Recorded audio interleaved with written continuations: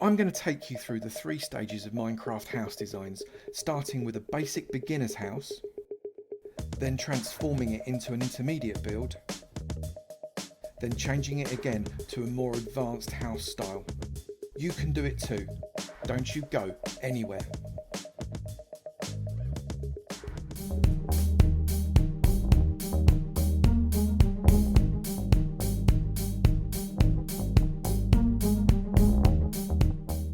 Good morning, good afternoon, good evening, and good night, and welcome to another episode from me, Amamats, in my house tutorial series. Today, we're approaching it in a slightly different way. We're going to start by building up a basic starter house, really basic starter house, what I'd call stage 1 basic. Then we're going to move it up and we're going to change it and we're going to adapt it into what I would call an intermediate house, but still a starter house. And then we're going to go on to, dare I call it, an expert house, a pro house. And that maybe isn't quite so starter, but it's still built upon the same base as the previous houses. And then we're going to see what we end up with when we start out just with literally using a bit of wood and a bit of stone and turn out a house. I'm going to make this up utterly as I go along. I've got 0 in my head. That's actually a fairly standard statement, but in this instance, I have got 0 in my head. So let's crack on. I'm actually quite excited about doing this one. This is the palette that I've selected for myself to start off with. Doesn't obviously mean we're going to stick with this, but I think for the time being we can go with a little bit of wood and a little bit of stone and see where it takes us. We're going to start by creating the beginner house. This is essentially just a box. I'm putting in a floor. I always like to have a little raised floor, and this house is no exception, even though it's just a beginner's house.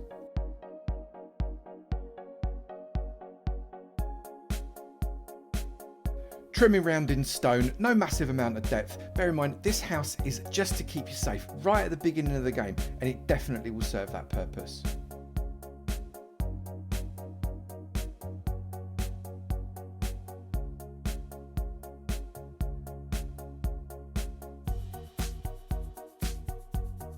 Really basic roof, fairly flat top as well. You don't want to be clambering around trying to get yourself a really clever roof if it's at the beginning of your game, but we have remembered to put an overhang. That's really important.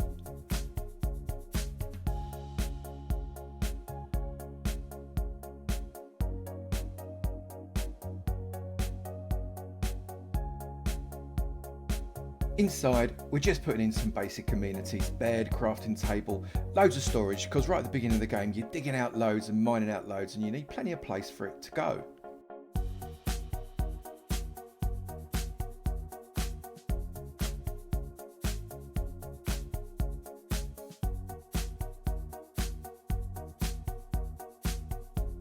And we're building up a little area, back garden if you like, that we're just going to put some crops into. You've got to eat, right?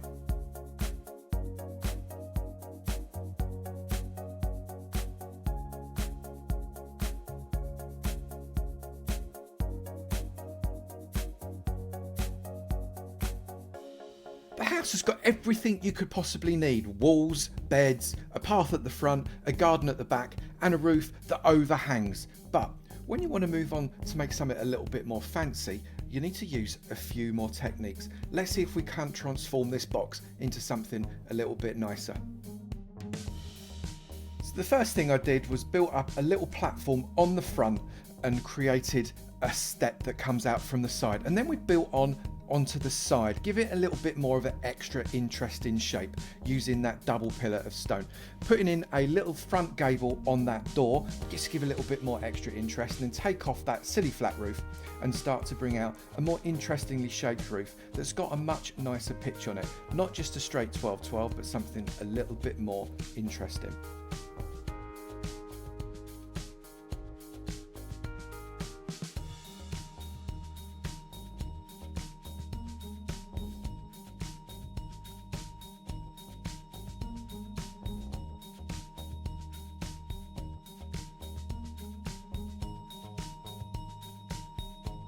Inside, we're building up these walls back again with the stripped oak. It's going to go for a fairly plain inside, but actually incredibly effective with that stripped oak. Also, it gives us a big front end, and we're going to need to decorate that up a little bit.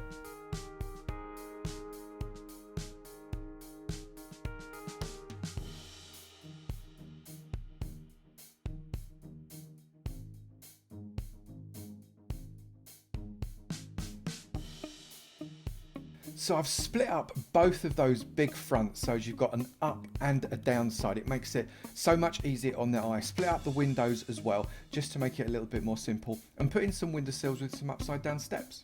Roughed up that roof. Those long straight lines are just too regular. And then we just needed a little bit of light, some shutters around the windows, and just added a little bit more extra detail with things like buttons. And don't forget, green is amazing with a house. Get those bushes in. Make the path a little bit more interesting, intersperse it with a little bit of gravel, put some broken up fence posts with lights on the front, and also crops always make for a good effect in a garden. But now we've got the crops at the front, we've taken the crops out at the back, and we're going to make an animal pen, and using the effect of where you've got gates next to stone posts and then with themselves giving that up and down motion across the gates. Also, why don't we put in some melons and some pumpkins just for an extra splash of colour. So we need to change up inside, and I decided to increase the internal space. A mezzanine would be a really good idea, and you can have extra storage and maybe even your bedroom up on the top there.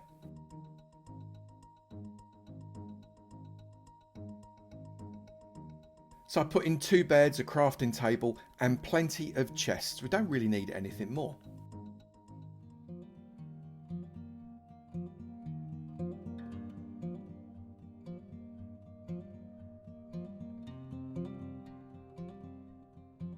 Made sure we've got light and a little bit of points of interest using some fence in that roof, and then we addressed the windows, putting light and chests around them. We then got loads of furnaces to fill up that big blank wall, and other workstations as well.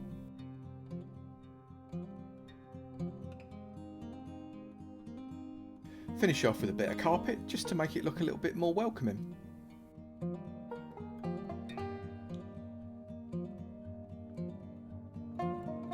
So you can see, with very little actual change to the original structure, you can make something that was essentially just a box into something that's really quite interesting. Use of green, use of shape, use of texture, and it brings everything together. Also, it's nice to put some animals in. It makes the place look a bit more alive. Now we need to make a more advanced house out of this platform. The first thing we had to do was take down that roof, and the main reason for that is because we are going to change the shape of the house just a little bit. So we've had to strip it down almost to ground level, but we are still using the platform that we've got there. We're just going to grow upon it. I've raised up the floor 1 level because I want to make the entrance 1 bit higher. It makes for a little bit more interest. We're adding on more shape to the side, which makes that front that wasn't an entrance now can become the entrance.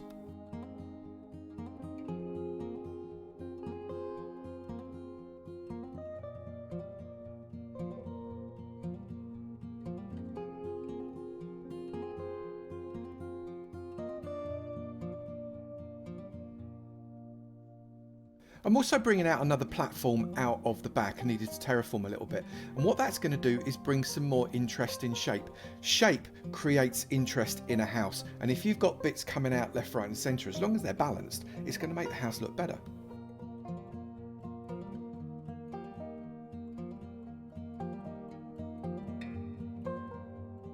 Now we've got to put in the roof, and I've decided to go for a roof that tapers in quite quickly and then goes quite long for the main strut, and then have different shapes coming in from the left and the right hand side.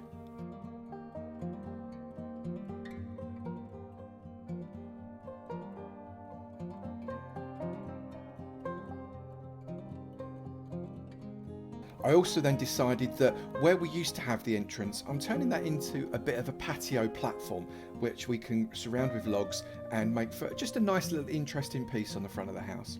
I've used trapdoors as the ceiling because it's not quite so aggressive as slabs. So we're bringing in a double front door, makes it look slightly more grand before putting on the roof. Now we need to be very careful on how we put this roof on, because sometimes steps will meet planks and sometimes planks will meet steps, and we don't want it to look too disjointed. So just want to make sure they integrate with each other properly.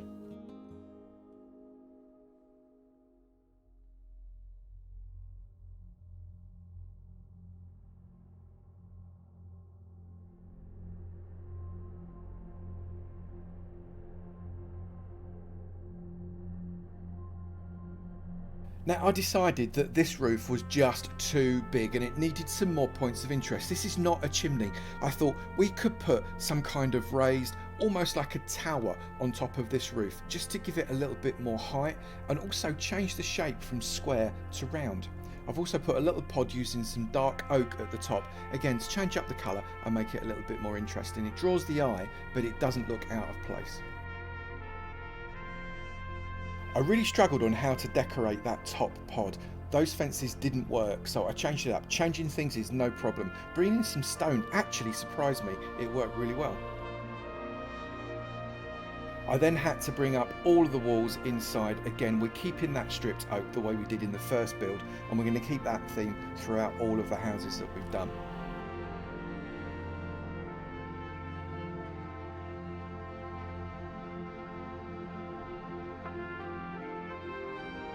I then thought I'd do something a little bit more interesting with the roof. Having an up and down flat side, it just was a bit dull, and what I wanted to do was bring a bit more of a sweeping shape so it goes up and down and also comes out from the edge. It's just more interesting.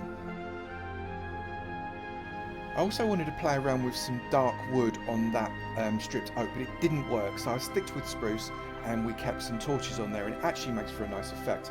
I then started to work on the windows with some different shapes and different decorations using fences, stone fences, trapdoors and steps.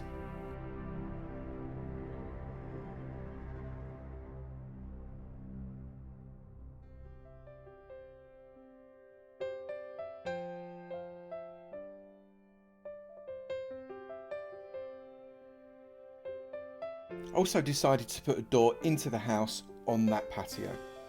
I then run slabs all the way around above the level of the doors and those stone fences that we've got. It separates out the two parts of the building, the up and the down, and allows us to start to play with the higher end. And as a result, I can now put a bit of a platform that can be supported with stone and wood coming into that upper level. We're going to put a mezzanine in there, I think, and we can decorate that with more fences.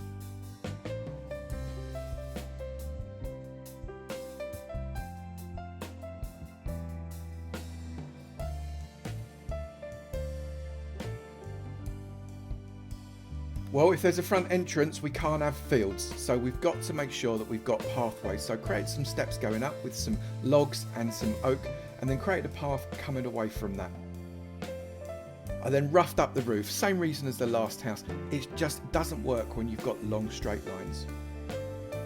I thought I'd put just a little bit of furniture in on that patio, otherwise what's the point of having a patio? I've kept the path to the right hand side and just put a little bit of extra detail on there as well.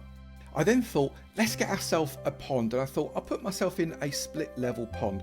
So we've got a couple of levels with water cascading through it, but before I put the water in, I'm going to surround it with cobble. Cobble really works when you use it on a pond. For some reason, that texture just works really, really well. And I'm going to waterlog these stone fences here.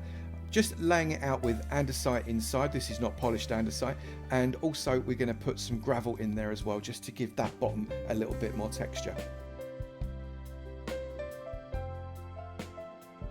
Light it up with some lanterns and some sea pickles, and that will look great at night time. Also put in a little bit of sugarcane. Bring a path up to it, add in some gravel and also some coarse dirt because it gives a really nice texture for a path. Run along some fences, of course, with lanterns on, and that will look great both in the night and the daytime. Then added a little bit more detail to the tower just to break up that stripped wood.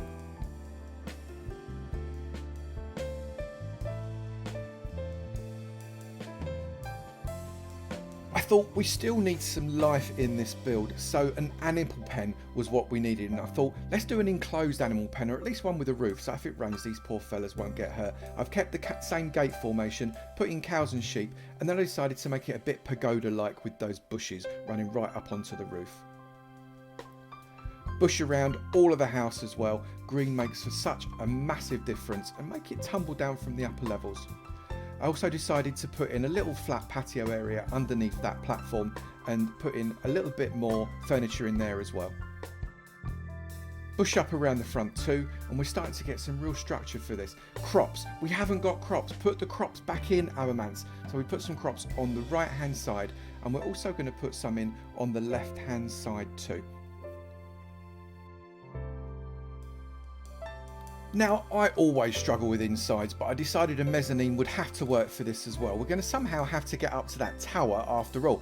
So I've put in exactly the same way as we did before, a split level mezzanine with stairs going down from the ground floor and lined it up with some oak. Now those slabs for the floor of the mezzanine are lower slabs, which means that I have to trim it around if I want to place anything. I decided to get up to the top. A ladder would be the best bet. It is a tower, so a ladder makes sense. I put some cross struts in using some oak beams, and I played around with steps to see how I could decorate those.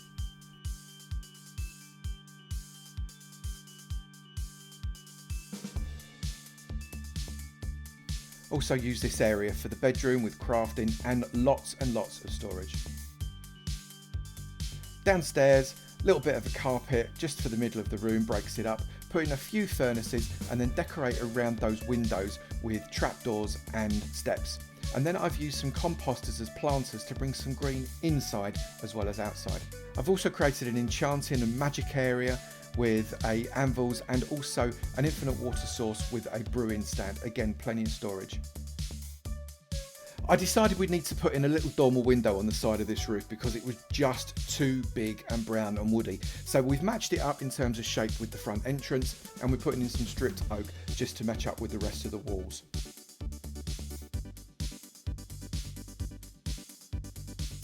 Once we decorate up that window, we're going to bring in some green bushes to cascade onto the roof of the patio that will in turn then cascade onto the floor. It just creates some great movement. And then we're going to put in a really small water feature with some seagrass and some sea pickles down at the front.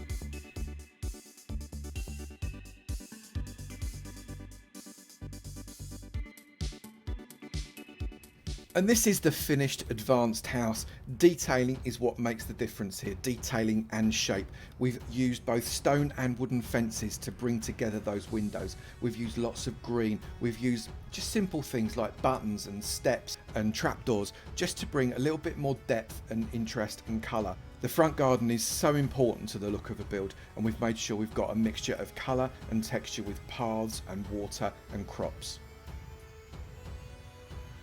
We've also used lots of green to cascade from the higher levels down to the lower levels, which gives life to the entire build.